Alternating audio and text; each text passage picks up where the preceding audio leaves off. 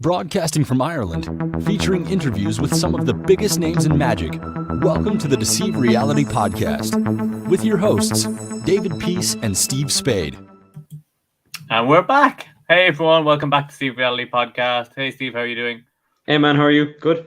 Yeah. Sure, we haven't talked to each other in a month because, unless it's on the podcast, we don't actually talk to each other. Yeah, we hate each other. We're literally like Slash and Axl Rhodes.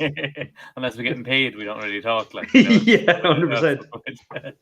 So this week's episode is a little different. Instead of doing an interview, we decided to do a review because we have a few things to review together that Deuce, Gala and Michael O'Brien in particular sent on to us. Just as thanks again to Michael for sending on these downloads for us to check out and make sure that see what we think about them and give them a review, help you out if you want to pick up any of them. And we're going to go through them one by one as well. But I think a good thing maybe to start off with is because it's like a new company out, like kind of like our overall impressions and just the quality of like everything, because like they're all kind of filmed the same way, they're all that sort of stuff. So I think it'd be interesting just to talk about that, because I think one of the things I was really impressed with was like the audio was perfect. I found like when you're actually watching, it was very clear to Michael who's doing the instructions on this that it's like very easy to see, and the camera quality and all that sort of stuff's good as well. Yeah, no, I thought it was great. I mean, it's so good to see another magic company coming out of the woodwork. So it's awesome. The quality, yeah, perfect. I mean, and the content as well. I know we'll get into them individually, but I think it's a great first kind of like roll of the dice for him to put out stuff for sure.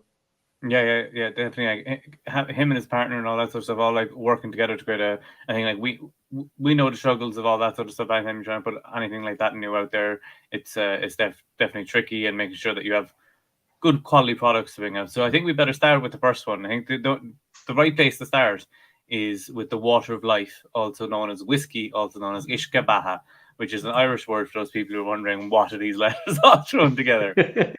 Absolutely. Yeah. People are like, what is this Uisce Beatha? But no, it's a great effect. It's a really nice working of a coins across, kind of a concept. Yeah. I thought it was great. I think you could, if you had any, medium to good sleight of hand for coins, whatever, I think you could take this and put this pretty much into your set straight away. Yeah, for those people who haven't seen it, it's like coins across / coins to glass with like a whiskey tumbler is what is used, and then there's a production of a whiskey bottle at the end of the effect. So it's kind of all themed around whiskey, as a good Irish trick should be. But yeah, it's really interesting. And as you're saying, I do think people have asked about that. Is it is it that sort of stuff where is it easy to do, or is it intermediary? And hi to Gullion. Good afternoon from Atlanta, Georgia. Hey, thanks for watching from Atlanta, Georgia. That's really cool to see. Thanks for coming in and checking out. We really appreciate it. It definitely, when it's the 111 coming in, is always impressive. So thanks so much for watching. But yeah, I do think it is that sort of situation where it's like you would need like intermediary level coin stuff. I wouldn't say it's something that a beginner, it's maybe aspirational for a beginner to pick up. It's something that you can work towards, definitely. Yeah, no, I think you'd want a good working knowledge of magic just to be able to take it and put it into your set. There's a few, even though it's described very well and he does a good job in teaching you, the move isn't taught to you, from scratch in that sense, but the whole routine is there for anyone that has a good working knowledge of the. Otherwise, I think it would be a bit daunting for somebody starting off. They'd be like, because you'd want a good foundation to be able to put it into your act. But it's great. I mean, I've done numerous coins across and coins of glass, and David Stone's had a few out over the years and different things. Paul Denn's had a really nice one before, and as well 9 Gimmick, which is always nice. Which you can throw through, borrow 4 coins, or you can or have them with you, or whatever. It's a great effect in that way. You're kind of ready to go. I used to do a version of a coins across before with a shot glass, and even if you didn't have the shot glass, any bar or any nightclub that you walk into would have a shot glass. So you can do it first for the bar person to get the glass, and do it a couple of times, and then perform it a couple of times and give them back the glass or whatever. So it's a perfect kind of impromptu trick, but it's not just one trick. It could become, if you're going to do like one trick in a performance, it could work as your like one piece you're going to do for the group you're in, and then you're not going to do more magic. Kind of. Yeah, it's a great it's like a standalone show, because for people who haven't seen it, this is a typical thing. 4 coins, one moves across, then the second one moves across to join it, then the third one, then all 4 go across, and then at the end you produce a bottle of whiskey. That's the structure of the trick. And what I like as well, some of them, there's method cancellation, which is always good, and I think that's progressive like that, where one method cancels out the other, which I really like. And something that in a lot of the Deuce Gala stuff that we got, at the very end you watch the instructions, and then there are like super close-up slow-mos of the slides. So things like any sort of like fault transfers or those sort of things, those are shown like from an over-the-shoulder close-up slow motion angle, which I found really helpful. I like that it's kind of edited to look like old video footage from like a camera with a play button, and is like artificially made look old, like L&L looking kind of like over the shoulder, classical music time. Yeah, it's cool though. I mean, and it is nice that he's doing that. And obviously, you can go and you can reference those moves if you've got any, Bobo, Coin Magic, and all those moves are kind of there. But Michael has done nice little twists to these moves and made them very much his own in some of the effects. But yeah, no, I think it was a great routine. I mean, it's something that you could put into your set and it would get a good reaction. I think one of the things you need to be able to do at the end of it is to produce more glasses, because if you produce a bottle, people are gonna, you're like, oh, here's my trick, I've done my trick. Now let's just drink some whiskey. It's very Irish in that sense. So it gives. I think it'll work out well. I can see it being a nice like wedding piece as well, like for the top table, and you produce a bottle of whiskey and gift it to them or something like that, which can be a really nice effect. And then also, some of the questions I've been seeing about it is like the 4 coins have to be the same. It's not something that like you can't use like for us to be like a 50 cent and a €2, and I think like you if you did a bit of practicing, you might be able to make them not all the same and mix it up, but you at least have some of them be the same. I think when you're going through it and do a bit of work to it, it is tough with a tumbler. I wouldn't do it like it wouldn't work with like a pint glass or even like a long normal water glass. But I do think with a bit of work you could use it with a wine glass, because if you just if you get the stem of the wine glass and just do all the moves with the bowl of the wine glass as if it was a tumbler, that would fly by and you get through that no problem. So there's that sort of stuff. And even taking just elements of the routine out and putting it with into another coin routine, or if you have already a coins to glass or coins across routine, you will be able to pick something up with this, because I think one of the elements of this is it's a real working routine. You can see that Michael does it. He's very confident with it and he's going through it and all that sort of stuff. And there is a live performances. This goes for all the stuff again that like there are live performances, but they are studio performances with stuff that we have looked at. We haven't looked at everything. Like we haven't looked at Pokey, Monty, and some of the other stuff like the purse frame and stuff. Just for the ones we have, which are the 4 of them, which we'll be going through in a minute. There are studio performances rather than like live performances. But you do get an image of it and you can see everything nice and clearly, nice and framed. It would be nice to see some like street performances or like gig performances, because I think it's when you're in a more surrounded burst thing, because a lot of the performances run to 1 or 2 people. So if you were in a situation, it would be cool to see it if you're surrounded or those sort of things. It's always nice to see things in different elements. So I think that is something that would be cool to see going forward as well. Yeah, and I'm sure Michael has tons of footage like that, but maybe not for this project or whatever. But it is nice to see. You're right. It is nice to see it in kind of in the trenches, and see it actually as a working piece. But you can tell that Michael has performed it 1,000 times. It's definitely it's 100% a worker. Like I was saying, we've played around with different variations of coins of glass and coins of mugs and coins of all sorts. And I used to do, when I was, like I was saying, the nightclub stuff was with a shot glass, and you could vanish the shot glass, and you can do a lot of other stuff with shot glasses anyway. But there's, so you could scale it up by using bigger coins and a bigger glass, or smaller coins, or you could knock the whole routine on the head and use a wine glass and produce a wine bottle. You could do whatever you want. I mean, that's the beauty of a routine like this. It's like Michael has given you the chords. It's up to you to make the song. Yeah, definitely. Because I think a lot of people will look at this and this is the routines. This is what they're going to do. But I think, especially when it's stuff that's like worker routines, I think it's important, instead of just looking at it as being like, oh, I need to do this routine exactly, I think the best thing is to do is take it and make it your own. So like if you're producing whiskeys, and for you can produce wine, obviously, but there's other things you can do as the big finale. Jumbo coin you could do a jumbo coin thing. You could do jumbo glass. If you you could do anything. You could make the glass vanish, as you were saying, like with a sort of salt shaker type effect. So those sorts of things. Like if you do a bottle to a table, you could throw that in there as well. Like you said, I thought the good idea was gift a bottle of whiskey. I mean, what bottle of whiskey is like 25, 30 euro or $25 or whatever in the States. You could even label it and have it like to the bride and groom or to the corporate company, and you could sign the bottle and do all that jazz. So yeah, I mean, it's got a lot of bells and whistles in it. I think it's a lot more than just a coin trick. So I think for the price that it is and for the product that it is, I think it's great. Yeah, definitely. Because I think it's one of those things to get into the ratings. We talked about this one now for a while, and like for people who watch or the reviews on the channel, our rating, I'm not going to give like a score of 100 or a score of 5. It's kind of how we're going to use it. Is this a bottom drawer thing? Is this something that's going to be in our working repertoire?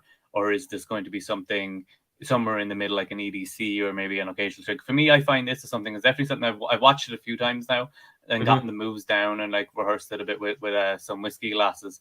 And I do think it's one of those things that for me would be like a back pocketer, because I do more mentalism anyway. So for a lot of this sort of stuff, unless it's like a really mentalism-y approach, even in close up, it tends to be more that way. So I see it as one of those things that in the right situation, I'll be doing it. It's not going to be something I'm going to do every week, but there are elements I will take out of it, because sometimes, as you're saying, when you're casually at the bar with friends or meeting someone, like, oh, you're a magician, do something, and you have some coins on you and there's a glass there, then you might go into it and that sort of stuff. So it's definitely like a routine I will use, and definitely even individual elements out of it I will take in. And it's like the bottle production is one a lot of people might have seen. It's one I've done before. I've a TikTok of doing it with a whiskey bottle as well, which you can do. And there was nice little touches that Michael had on it. It's one of those things that everybody just goes, oh yeah, and just does it. But there's like little nuances of like how to hold your jacket, what to do, and all that sort of stuff that I think is definitely worth picking up and paying attention to, because it's one of those things that everybody does, but I think everybody kind of does sloppily, because if you never really learn it. Yeah, if you're, you do see performances pieces and stuff, and like a MC will give away a bottle of wine. If you're the MC and you're the magician, or if you're just a magician and there's an MC at some point giving away a bottle of wine, you can produce that bottle. Why would you just hand it to them off a counter when you can make another effect out of it? And then it seems more like magic. So yeah, for that reason alone, if you're going to produce a bottle anywhere, that's a really good method. There's nothing wrong with that handling. Yeah. So for you, where would you say, is this something you're going to do regularly on the occasional spot, that sort of stuff? Yeah, sometimes with those kind of routinings, kind of like a routining like that for coins, that almost seems like a card trick, where there's multiple phases and stuff like that. Usually isn't in my like working repertoire in that sense. But I think tables or top table or something like that, or maybe for like the right group, when it's later into the gig and you've got a bit more time, and you maybe, everyone's sitting around you, and like if you're going to produce a bottle of whiskey or produce anything at the end of anything, and if you have the opportunity to open that bottle and then sit down and have a drink with people, I think it's a great segue piece to like, I'm finished now. Here's one thing extra. Now let's all have a drink and enjoy the night. Yeah, absolutely. Yeah, I definitely highly recommend it, and it's not too expensive as well. I'm just going to quickly check what the price of it is, because I think that's something that is really nice on the Deuce Gala as well, is like they're not charging over the top, but it's $16 for the routine. Like, come on. It's definitely, you wouldn't get a bottle of whiskey for it. You won't get a bottle of whiskey. With a bottle of whiskey, so that's your own tough luck. And use a good whiskey. It only works with a good whiskey. So only works with Jameson. So yeah, go do that. Yeah. So definitely, it's a highly recommend from us. It's something I pick up. It's like style wise, we might not fit exactly, but we're different performers and that sort of stuff. But I do think it's something that for both of us, it's going to be one of those special little things to just like, as Steve was saying, segueing out of one thing and into a more of a relaxed setting. So definitely highly recommend. Absolutely. Especially if you're gifting the bottle or something, it couldn't be better. Like, yeah, absolutely. So that's our thoughts on Uisce Beatha. So well done to all those at Deuce Gala. We really think it's a great download and very reasonably priced as well. So the next thing we're going to move on to is something that I had a chance to check out, but Steve, you haven't really seen it yet. So I think it's a good time to maybe do a back and forth on it and try and get those questions that people might have on this, because it's one of those things. And just on the thing, we got another comment there saying, what a bargain. Yeah, it's an absolute bargain. Definitely go check that out. I think everything over there is. So yeah, for this progressive oil and water. So again, this will be like the theme of the episode. I don't like oil and water. I hate oil and water. But I don't like anything about it. Nothing that I haven't seen this one, but I just they make my skin crawl. Lay people seem to like them, but I hate them, and I can't get over the fact that I hate it, because I'm not giving it any performance. I'm just like, and here's a red one, and here's a black one. And And that's it just, like for me as well. yeah. I've never like up to recently performed an oil and water for a person, because it's just some plots just don't get you. But I was like, okay, I'm gonna watch it. I watched it and I was fooled a lot during it because I don't do oil and water, so I don't know a lot of the moves to it. And I learned it, and then I performed it for my wife, and it was one of the favorite things she's ever seen me do. So that kind of tells you where like I'm wrong. Oil and water is an amazing trick, and everybody should do it. Correct. I have done them. Don't get me wrong. Like when you learn them early on and you're learning all the slides, I have done them, but I never gravitated towards one. Although every time I see Tamaras do one, I get fooled. You just don't see the moves, and it has that nice kind of out of this world touch in a more of a compact setting, which is kind of cool about it. But it wouldn't be a go-to trick for me, perfectly. Because I think what I like about this one, I watched this. The reason I like this one is my issue with the oil and water is similar enough to the ambitious card routine, which I do.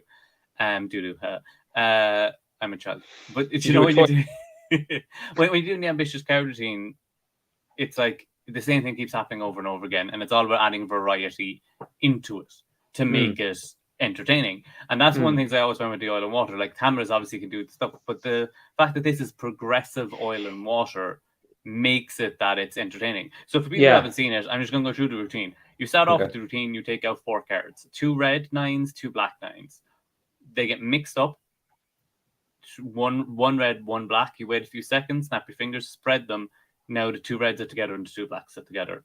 Then the second time you take out another 2 cards. You now have 6 cards. They get mixed up. And at this stage, you can start getting more hands off and allow the spectators to do a bit more, maybe that sort of stuff. They get mixed up, you wait a few seconds, snap, they all separate. Then you get into 8 cards, so you have 4 black cards, 4 red cards. The spectators mix them up in whatever way they want, within reason, but they decide which card goes when.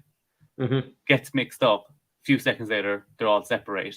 Then you've been shuffling the deck throughout, you wait a few seconds, snap, and the whole deck is separated into reds and blacks. So that is the overall description of routine, which I think is... I like that already. Yeah, exactly. Yeah. So I should have watched that. Sorry, but you have a baby. It's not your fault. But no. See that's it. I mean, it's as a oil and water with the 4 cards or 5 cards, whatever it might be, whatever version you're doing. It's just too one-dimensional. It does nothing there. But if you're with that build, I can see that working, and I can see people liking that. Yeah, because what I love about it is like as you get further into it, ideally about at the beginning you do 2 cards. And they separate, even though they can't really be mixed. But it's a gag to kind of get people in with a bit of comedy, that sort of thing. That is the initial first phase. But it is one of those things that the progression adds to the effect. And it's something that's been missing. As you're saying, it kind of gives it almost an out of this world feeling without it being out of this world. Or sort of it's like, it feels magical in this way because it's so hands off and you're trying to be as fair as possible. So with this, I guess like the questions people are getting into, like how difficult is it, all that sort of stuff. So again, I'd say this is kind of an intermediate trick. I think a lot of stuff here from like the Deuce Gala stuff would be it's workers material for workers. So you're expected to have a certain skill level type situation. You are taught everything really well, but there are things where you're expected to know things like an elves count or something like that. It's like covered, but not in you've never heard of this move before, and we're going to sit down and go through it in detail. So that is the kind of thing there. I like the first phase. I think it's really cool. It gives me a bit of a Dr. Daly's last trick with only the 4 cards type feeling, that sort of thing. I think you actually show that in with that routine and kind of just do that as like an extra phase with 4 cards. I think that works really well. I did when I was performing change a couple of the things just to suit myself and my style and other ways, my ability. There are some card moves, certain clips and things like that I can't do just because of the way my hands are. I'm double jointed in my hands. So certain things I don't have strength in certain places, so I have to mix it up. But I was able to find out my own ways of doing it, and that worked fine for me. So there are things like that.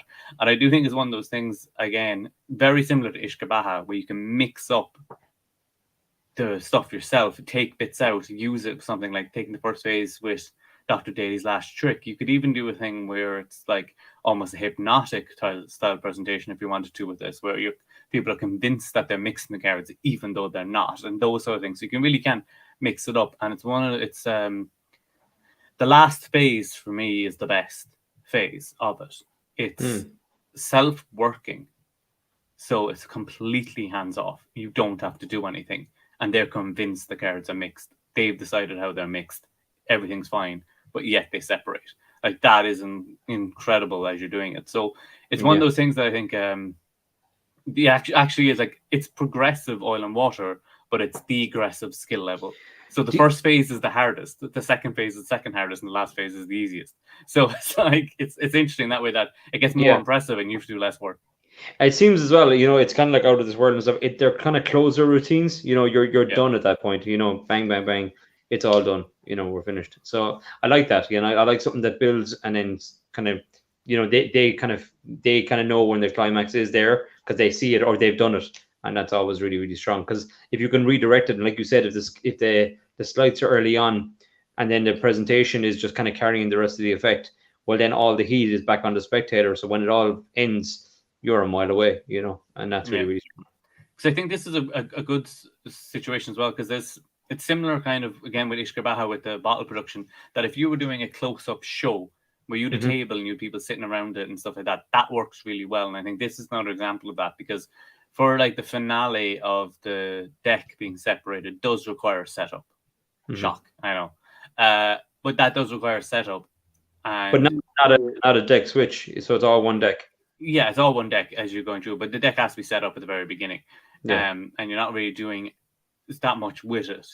You can shuffle it and that sort of stuff, but the deck needs to be set up from the beginning. So if you go into another routine with that deck, it's not that finale. I wouldn't do table hopping unless you have that deck specifically for this. Or if with that setup, you want to do a routine like an Out of This World or maybe something like that at the next table, so you don't do the same trick at the same tables. You can kind of help in that sort of situation where the deck can be used. So I think with your routining, you can make it work table hopping, but you have to be very selective in the tricks you do if you want to have that spread. But again, similar to producing the whiskey bottle, you can change the finale to whatever you want. You can do other sort of stuff like that. You can make the deck vanish. You can do all these sort of things. Like if you stick with the oil and water presentation, you can talk about like just clean up or all that sort of stuff. Like if you have a blank deck, you could make the deck blank, and then at least you've that, and not your regular deck isn't being used. So you could come up with some interesting things like that. Yeah, nice.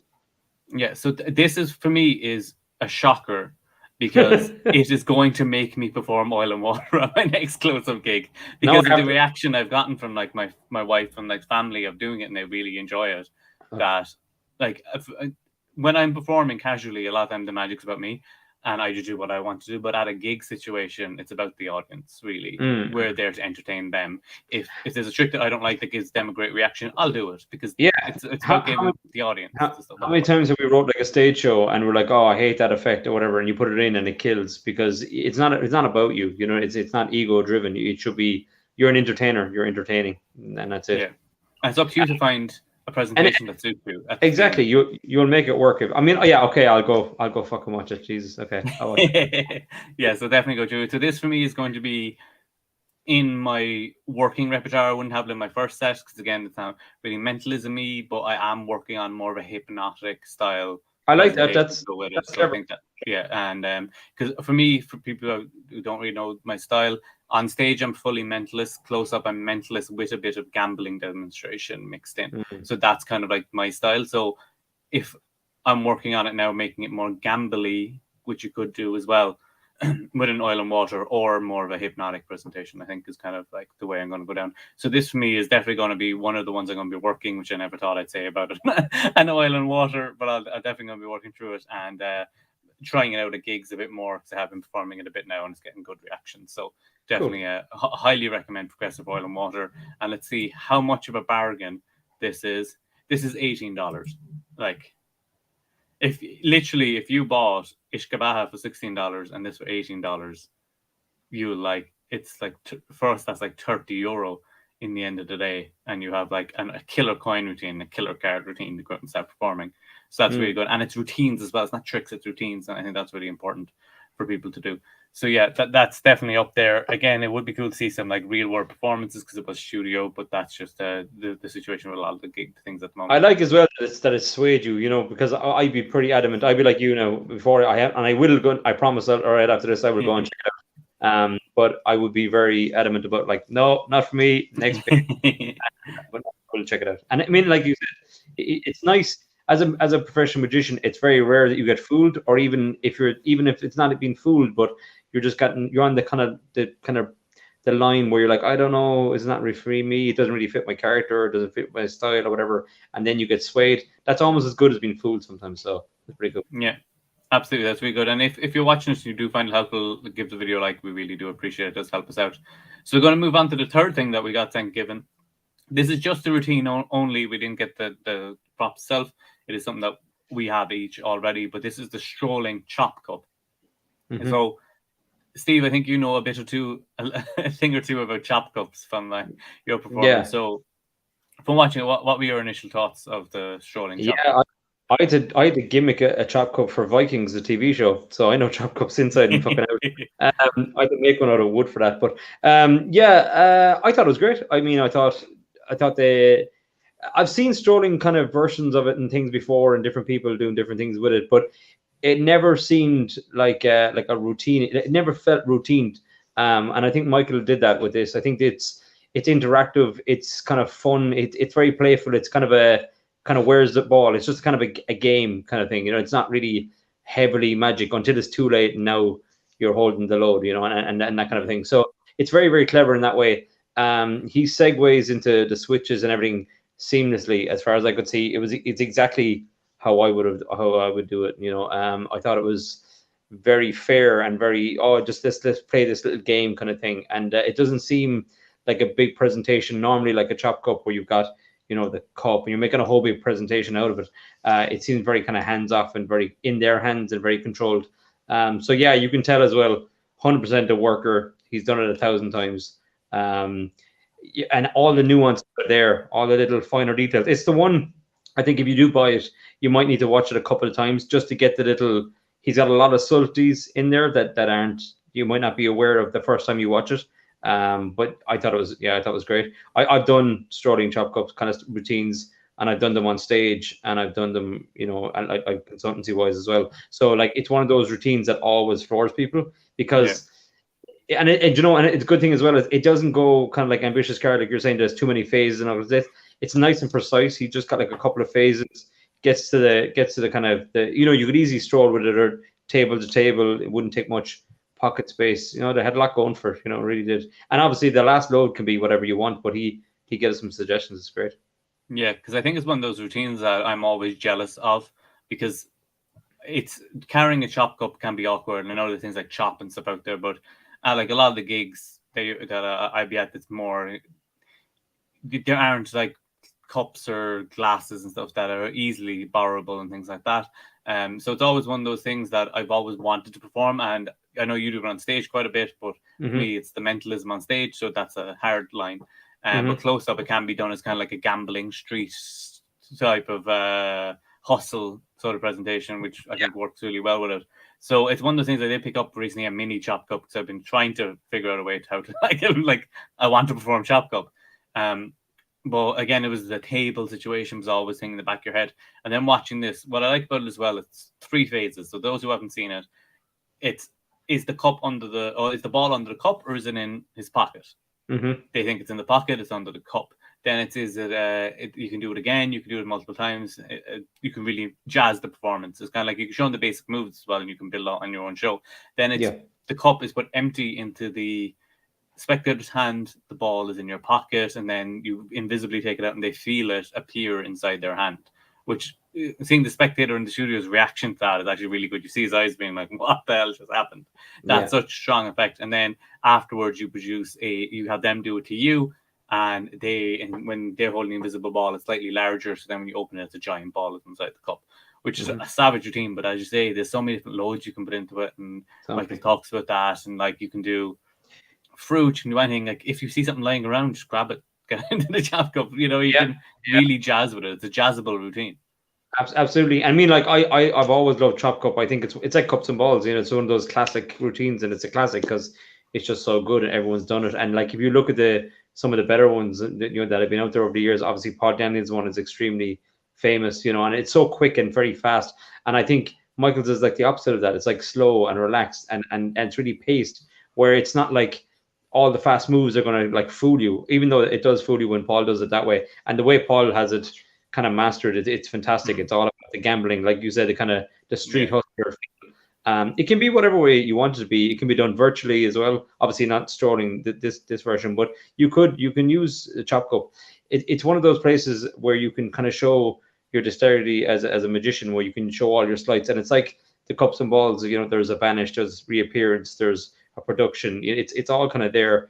But he's after really kind of fine tuning it and putting it into just 3 phases, which I thought was really good.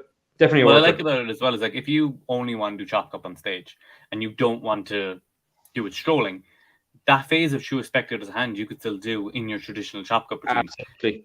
Even if you have someone on stage and you were doing like a Bill and Lemon mixed with a chop cup, kind of like Chop or something like that by Greg Petty, and that sort of situation on stage, that sort of thing as well, or just like it's a classic, get a lemon into a cup and then you can have a bill in it if you want and all that sort of stuff. Sure. That you have a spectator on stage already, so you're doing the chop cup, but them stand there watching. So why not just put it through their hand? And Joe, it's so much stuff like that you can really play with this routine, and you can have a lot of fun with it. As soon as I was watching it, I was I'm actually going to message Michael about it, and I'll talk to you about it. It's too good to give away. I'm not giving it away, but I'm going to tell you guys about it because I came up with a very clever piece that you could use that same handling, but for a stage, and it would totally make sense with a kind of a comic twist. And it would be perfect. But I'll talk to Michael about it. Yeah, a little tease. But I definitely think this is one of the routines that I was like really excited learning and that sort of stuff, because I think it's one of those things where if you know chop cup, there's nothing like move wise that will be revolutionary in the like vanishes in the pocketing. The handling of how to make it appear in the hand. Michael talks about other people who've done this and different ways they've done it and why he prefers to do it the way he does it in the hands. I think that's really interesting and really definitely something that you should pay attention to when you're watching it, of those sort of details and the importance of that and the practice of that element of it. Because I think that's really the key thing of the standout for it. And I think it's one of those, it's just like a really good routine. And I think at the moment they're waiting to pre-order because you can buy his chop gut set, which I think it's the baseballs are the a mini baseball and a baseball are the loads for that, and a nice pretty cup. I think that's $99. I'll just double check that. I think that is $99 on which you know if you're a performer, that's a bargain. You use that every night. You lose it every table. You lose it ever. You know. Yeah, 100%. It's very reasonable for what it is because that includes the routine. There is a wait list at the moment, so you have to pre-order it. But then if you just want to buy the routine, which is what we got, that's $18 again. $18 for like a chop cup routine. That I think if you have, you can just pick it up. Yeah, I think definitely what Michael did with it is he made it streamlined, and there's plenty of nuances in there. And if you know a chop cup routine, you don't know this one. You might think you do, but you don't. And it's clever in that sense. And just the way he gets in and gets out of it, you can totally see how it would work. Table to table, group to group, you know, cocktail, cabaret, whatever. Misdirection is like just built into the routine from the ground up. Yeah, and you could easily do it. You could easily do it like stand up in a stand up environment, but you know, like not stage, we'll say, but you could use stuff. Yeah. You could use it anywhere. It's one of those tricks. So yeah, I mean, it's definitely a worker. I think people who get it would really enjoy it. Yeah, this is one of the things that I'm definitely going to be practicing and bringing out with a mini chop cup and try and get that sort of the reps in, because it is a routine that I want to do for a while, but I haven't found the right routine. And watching this one, I was like, I could see myself doing it. And especially in close-up environment in people's hands, like magic in people's hands. It's a cliche in magic, but it is true that it is stronger if you can get it to work in their hands. So I definitely think it's one of those routines that, for me, it's like not going to my work set now because I have to work on it. I don't do a chop cup yet, but it will be something that I'm aiming to have as like one of my regular pieces. I remember talking to Patrick Page about it like years and years ago, over in Blackpool, and he was like, it's like the cups and balls. It's to separate the men from the boys kind of routine, because so much is reliant on a cup and one small ball, and you've got to hold a whole audience with that two small props, and it builds and builds. And what I like about it as well is it has that kind of, they've almost gotten mundane by it, like, oh, it's under the cup, oh, it's in your pocket, oh, it's in your whatever, and then bang, fucking lemon, or bang, whatever, and they're like, see it coming. And even if they think they know when the load is going to happen, they're going to miss it every time. So it's it's like the card in the mouth in the ambitious card routine. It's like people never see it. You can do that. You can not right away, but like a few days later, you can do that again, and people won't see it again. You could show people how you do that, and then do it again. They literally won't believe you. That's the mad thing. People just won't believe you that's how you do it, especially with some of these loads. I think that's really built in. And one of the questions I think that is important to answer with this is you don't need to buy the set. You can just buy the download and use any chop cup. You could use like any chop cup, I'm pretty sure, off the shelf. You could use Chop by Craig Petty. You could use the Word Magic Shop have the thing over the wine glass. These all the chop cup itself doesn't need to be a specific type for this routine to work. It just will work. So I think that is a really interesting thing. But I do think that quality, from what I've seen so far of the Deuce Gala chop cup set itself, is really high quality. So if you don't have one and you're willing to wait for the wait list, I think it's good value. You get the routine, you get stuff. I think it's a good set, especially if you like the baseball-y sort of balls that come with it. Yeah, absolutely. Yeah.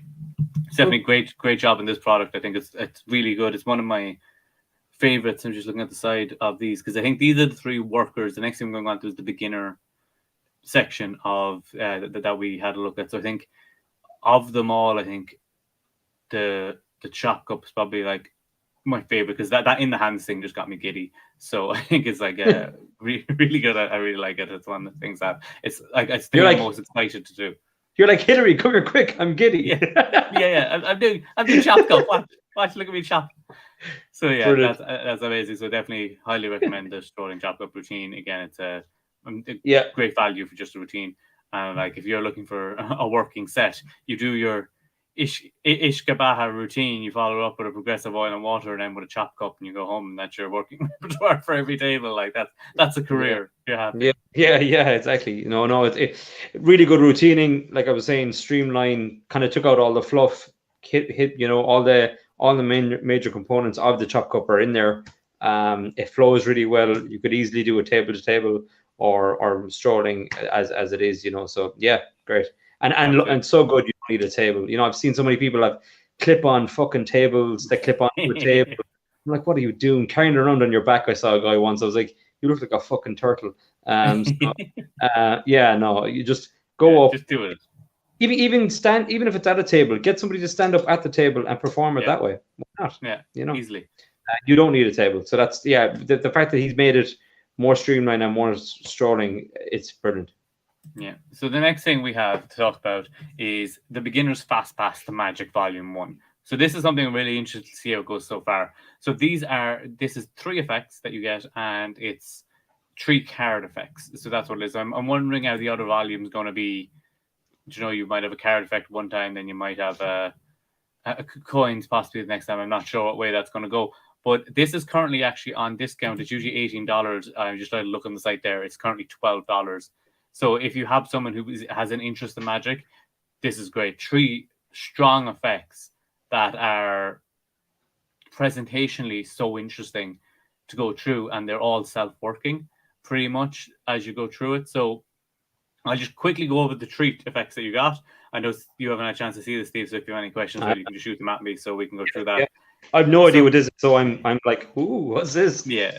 So the first thing is the like sucker bar bet type effect, where you do the next card I turn over will be your card. So that's a trick that a lot of us people who've been performing for a while know. It's one of the first tricks I learned. I'm pretty sure it was one of my favorites to perform for a long time. I still do it when I'm in the right situation, or if you got a little bit of a heckler thing. I think it's just a great one to like get someone, that little bar bet. But what's interesting, I think, about all these is the presentation that Michael puts with them. So it's taking basic effects and making them like insane level. So this presentation isn't just like I'm dealing through them. It's like reading someone. The idea is that you're using body language and you're reading the person and they're trying to bluff you, and they can either make silly faces when they see a card or stay really still. It's all that sort of stuff. I think it's just such a strong presentation. That's the thing that I really took away from this project, is taking basic tricks that, like, there's a presentation here for the 21 card trick that I would do. Like, it actually works. So it's about like a spectator reading each other's minds with the 21 card trick. That's like serious thinking of taking a trick that everybody knows. Even if a spectator knew the 21 card trick and you did the 21 card trick with this presentation, they would not recognize it as the 21 card trick. So I think that is a super strong routine. And then the other one then is called as like a tarot reading type presentation, but it's done with 4 aces, where each ace has different personality type. The spectator picks one of the aces, they get pushed back in, all mixed up, and then by reading, giving the person like a reading, sort of a loose reading, sure, nothing too heavy, it's beginner stuff here.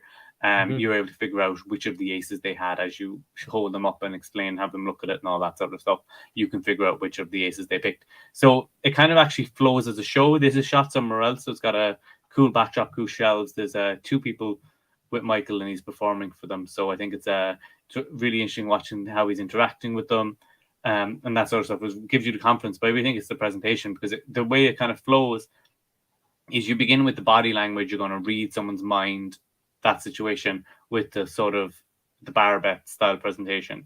Then the next one you have is the tarot reading with the aces, which is a bit more getting deeper into it. And then the spectators can kind of use their intuition to see if they can do it. And that's like the big finale then, where the card is found. So it's cool. Like a 15-minute show that anyone with no skill in magic could go out and do immediately and seems so high level, because the presentations are so interesting. Nice, yeah, very good. I know that's a nice concept for a beginner's thing, because it's always, it's always a certain type of tricks or whatever. But if the presentation's really strong, some of the every time I get fooled by a magician, it's a self-working trick, because I'm looking for the sleights. Yeah. If I ever get fooled, it's always self-working. Because it was like, I didn't think he'd do that, bastard. Yeah, 100%. Or it's like you get caught out with like a Svengali deck, and you're like, I didn't think he. I really didn't. And then you're thinking of everything else. So yeah, that's cool. I'll definitely check it out. It's always good, because it's one of those things as well, that if somebody comes to you and says, "Oh, I'd love to learn a trick," you can, pass them on to this and say, "Well, check out this. Is like 3 good tricks." I mean, what you said, $12, like $4 a trick. Yeah. At the moment, it's $12 on sale, and it's normally 18. So even at that, like maybe like €16 at the moment. Yeah. If someone tells you that they want to learn a trick, you can teach them at a gig. Because it's always that awkward moment at a gig with someone's like, "Oh, will you teach me something?" Being able to send them to this and be like, "Hey, check this out. I think you'll really enjoy it. I think it's going to help you out." Or if you have like a son or a daughter, a niece or a nephew, or friends' kids or something like that, who like maybe a little bit older. It's not like a kid's magic set type thing. This would be more, I'd say, someone who's a bit older, because the presentations are that way, but you don't have to do the presentations obviously the way they're taught, and you can switch it up. But I think that's one of the advantages the presentations are actually mentalism-y, which is quite nice. It's like a beginner mentalism set rather than like a beginner magic thing, to mix the thing, because you're not really learning sleights here. They are all pretty much self-working, but you could come across like a body language expert with like understanding of people and mysticism and all that sort of stuff just by learning these 3 self-working card tricks. So I think that's really interesting, because it is kind of like a lot of the beginner magic is more magic based and like, oh, look at this. While this seems to be more, it's like beginner magic taken seriously, I think is kind of like the way I'd see it. It's good to, obviously he's going to do more than one volume. It's going to be a combination of stuff. But yeah, I like, it's kind of named really well as well, kind of a fast pass, because if it's teaching you presentation over the trick, now it gives you all the opportunity to, so many people are very good even at sleight of hand, but they can't deliver. They don't have, they might be very skilled, but they can't interact, or they're looking at their hands or whatever. Where if you're doing a self-working trick, you can work, solely on the presentation and what you're going to say, instead of mumbling through what you're going to say, and stuff like that. So yeah, that would be a thumbs up for me. I haven't watched it yet, so I can't be too, opinionated on it, but it sounds really good. Yeah, it's definitely something I'm going to be recommending for people, because as you say, too many people focus on the moves early on and presentation. And like, as we know, presentation is way more important. I do the easiest stuff I can that I can put the biggest presentation onto, because the last thing I want to be doing is going like, oh my God, I need to do like 17 passes here and a perfect pharaoh in the middle of a gig. You know, I just want to like keep it simple at the gig, get through the stuff, and give people the best entertainment they can through presentation. So I think that's a great lesson. It is a fast pass because you learn that so quickly. So I think that's I highly recommend it if you know anybody who has an interest in that side of magic and wants to be taken seriously, especially for a lot of people I know who are like grown up, so like people in their 20s or like go like, oh, I'd love to learn magic. I was into it as a kid, but I kind of fell out of it. This is a great way to get them back into it because it's not the sort of stuff. A lot of beginner magic's kind of aimed at kids, or like early teens. So have something that like a guy in his 30s would feel confident doing at like at the pub or doing at like a company thing, that sort of stuff. I think would be really interesting. That carnival trick, you know, the next card I turn over. Yeah, I saw a pool hustler guy in a bar before lose his car to that trick. We do not recommend that here in Deceive Reality. If you're going to $16, you could win a car. I'm just saying. Like, no. We don't recommend stealing people's cars, but if you're going to like go for the house, you know, really. He stole the car. I said he ripped the guy off with a card trick. Yeah, but if you're going to go for the car, go for the house. You know, just absolutely. So I just want to say that like I really enjoyed going through these things that were sent on to us, and thanks again to Michael for sending them on and everyone at Deuce Gala. It was really appreciated. It's amazing to be asked to have a look at this stuff and give our opinions on it. And the stuff is really good. There's some stuff there that I'll be looking forward to picking up myself as well, like the Pokemon tea. I think is something that's really interesting because it's just something that I'll be picking up myself in the near future as a performance piece myself because I'm a nerd. So I think that's something that I'm looking forward to picking up. And when I do, I'll give people my thoughts on it as well as we go through it. But thanks again for sending it on. And Steve, do you have any parting words of wisdom for people? No. But no, of what I saw, I really enjoyed. And I really appreciate Michael sending them on. And it was great to see them. And it's great to see, you know, with the pandemic and everything, you know, stuff only kind of coming back now. And so it's great to see people pushing it out there. You know, we've got a lot of plans for Deceive Reality as well. So it's nice to support another magic company out there. You know, it's really, really cool. I'm definitely going to check out the other ones, and I may or may not do an item water routine. We'll see. That'll be proof will be in the pudding. We'll see. We'll get it. We'll post it on Instagram. So if you're not following us on Instagram, go to Deceive Reality Ireland on Instagram, and if Steve does oil and water, we'll make sure we post it. Yeah, absolutely. Yeah, if I do, I'll do an oil and water at a gig soon. I promise, and I'll post it. And I definitely will drink whiskey. So that's a given. Yeah. That works. So, and if people aren't watching this on YouTube and they listen to the audio, Steve is wearing a Hellfire Club. So the final message today is join Hellfire. Join Hellfire. Thanks so much, everyone. And we'll be back again next week with another podcast. We have some guests that we're working on lining up as well over the next few weeks. So make sure you check out for that. And if you're new here as well, check out some of our past interviews. We have interviews with Michael Lamar, Daniel Garcia, like so many people. There's too many to name, really. Like Mark Paul is there. We've got Mark Spellman, X. Like there's just so many people. We have Alexander Marsh. I could just keep listing them off. We've got 61 episodes there, so make sure you check them all out. There's so many people want to come back on as well. I've had so many new people as well, of course, and everyone's welcome. You know, to an extent. I've had a lot of people going, "Yeah, I wrote a book back in the '80s." I was like, "Yeah, well, you're not coming on the show because no one knows who that." I feel like who the fuck is that guy? But message me. I'll let them on. Could be a weekend or something. But I don't know. But yeah, it's great to have the reach and everyone reaching out to us as well and wanting to be back on the podcast again. And you know, I mean, it was kind of designed to put together and a kind of a brainchild of us to just get it out there for the community. You know, so that's what it's become. That's what it is, which is way more than I thought it would be. To be fair, I thought it'd be kind of shit, if I was to be totally honest. But it's turned out really good. Yeah. So we have to.